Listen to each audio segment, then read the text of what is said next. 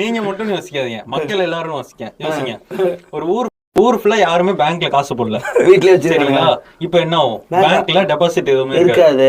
சரியா? டெபாசிட் எதுவுமே இல்லைன்னா யாருக்கும் பேங்க் வந்து கடன் கொடுக்காது. யாருக்குமே கடன் கொடுக்க முடியலன்னா ஊர்ல வேலை நடக்காது. அதான் யாருக்குமே கடன் கொடுக்கலன்னா இங்க எதுவுமே நடக்காது. சென்ட்ரல் பேங்க் என்ன செய்வோம்? என்னடா பண்றாங்க அப்படிங்க. இப்ப வந்து யாருமே கடன் வாங்கல ஏதாவதுன்னா பொருளாதாரத்தை ரன் பண்றதுக்கு அவன் இன்ட்ரெஸ்ட் ரேட்டை குறைப்பான். இப்ப என்ன ஆகும்னா திருப்பி இன்ஃபிளேஷன் ஆகும். வாங்க ஆரம்பிப்பாங்க. எக்கனாமியே வந்து இன்ஃபிளேட் ஆகி இதாகுதா. இதனால என்ன ஆகுதுன்னா சென்ட்ரல் பேங்க் பிரிண்ட் அடிக்கிறானா, பிரிண்ட் அடிச்சா நீங்க வீட்டுல வச்ச பணத்தோட மதிப்பு குறையும். அப்ப எனக்கே ரிஸ்க்.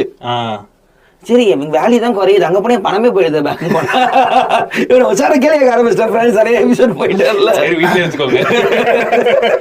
அடிச்சு தள்ளிட்டு என்னடா இந்த பக்கம் போனா அந்த பக்கம், அந்த பக்கம் போனா இந்த பக்கம்.